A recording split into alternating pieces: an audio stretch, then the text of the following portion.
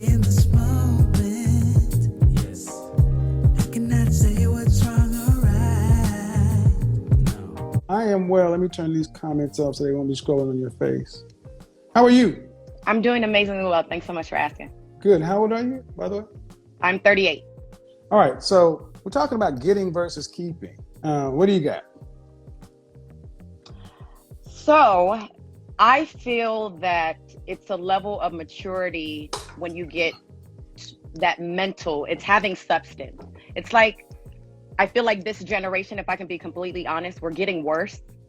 It's getting worse.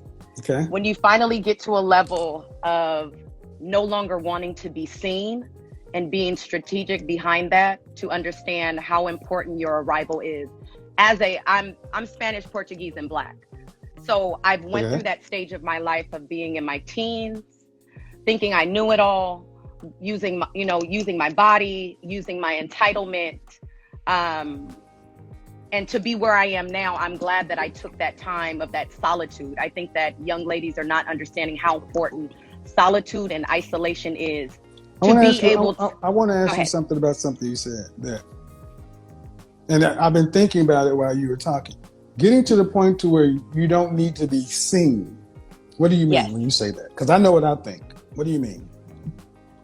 When I'm being seen, I think that for myself, that's what when you're a product of your environment for so long, where you just feel that you're going to remain that until you actually take the time to get around individuals. It's kind of like going the extra mile because it's never crowded. Getting up earlier in the morning to be less frustrated with your maneuver throughout the day. Like there's ways that you can go about that. So as far as being seen, for myself being raised, in LA, Inglewood, California, it was more so like I was a product of my environment until I chose that I didn't want that anymore because I didn't like how I viewed myself. But to everybody else, I finessed my way I, and, I had think it all together.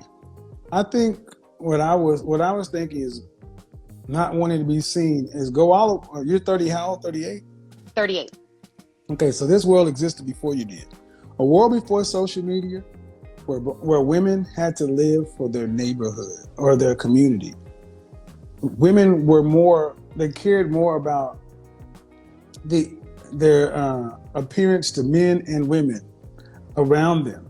And today it seems like women are doing a lot of stuff for the gram, for the I have net. to say that I totally agree. I So totally agree. so what But would I've you also been go that ahead? lady that Well, I've also been that woman that has did it for the gram because is that you your know, career though? I'm a trainer. I'm a personal trainer.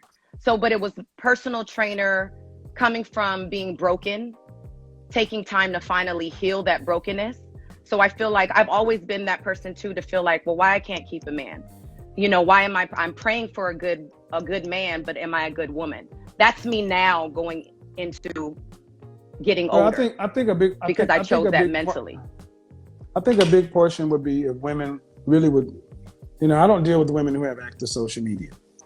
And if you're a personal trainer, I can see why social media uh, would be a part of your life because people want to see the product. But personal trainers existed before social media.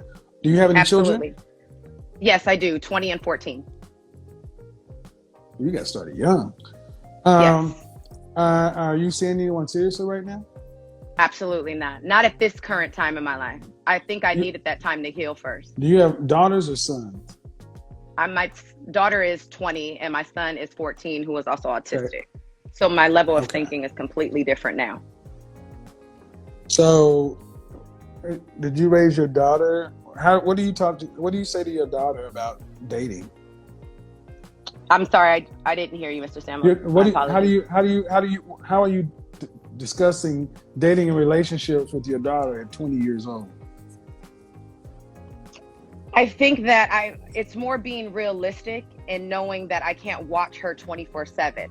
So giving her the harsh reality of life. If you want to enjoy your life, you're going to need to grasp everything that you can as of this Are moment, like are now. you are you are you are you are you coaching your daughter to be single or a wife? We're having like poor connection. I'm sorry. Hold on, hold on.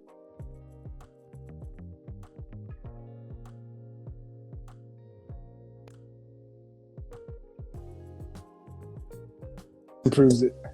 Hello? Testing, testing, 1, 2, testing, 1, 2. I can hear you. I believe it. Yes. Can you hear me now? Yes, I can. Thank you so much. All right. I don't know. Sometimes though. So are you coaching your daughter to be a wife or a modern woman?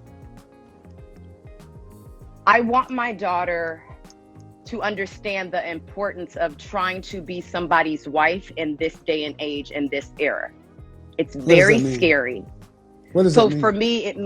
For me, it means being realistic that we do hold the power, and it's not just from, excuse my language, it's not from the pussy. It's not. Okay. It's not. Okay, now I'm starting. Okay, you hold the power, meaning women. Women, we do hold the power. We can reset the tone and the bar, like over our existence. And go ahead. Women own the power of what, though?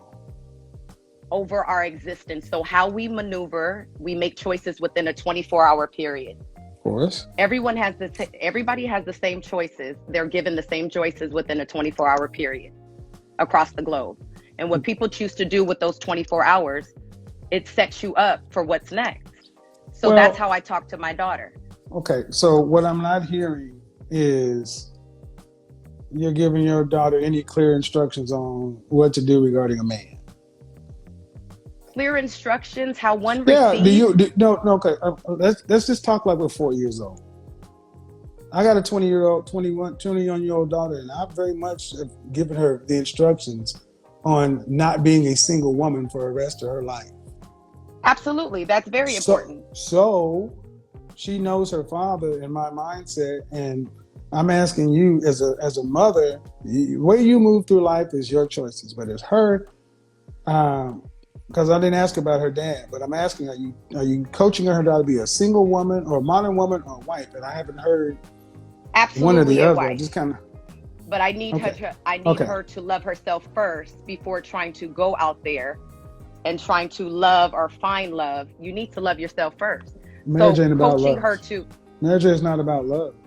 It's a lot of things, Mr. Samuels. It's not just about love. No, but it's not. But see, one of the things because I'm hearing modern woman, traditional woman, I'm hearing a lot of inner splicing, and this is part of the problem that women have.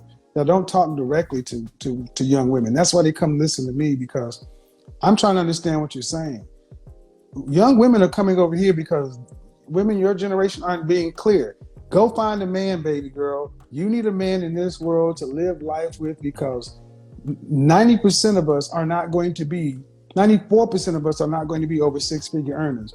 Most of us are going to be middle-income earners, and you're not going to be able to get through life on one income.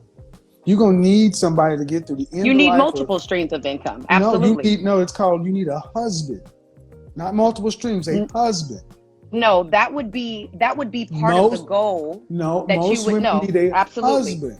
A husband, not a stream of income. So and we're not disagreeing with you. What I'm saying, but the thing is, we're not telling women that they need a man. It's a stream of income. A man, not a stream of income. You absolutely do. I am totally agreeing with you. But see, how one receives something versus how one delivery is, that's why there's levels of perspectives from individuals. This is how we continue. This is how we heal, Mr. Samuel. Okay, hold on. What you're saying? You have to allow people their brokenness. Hold on.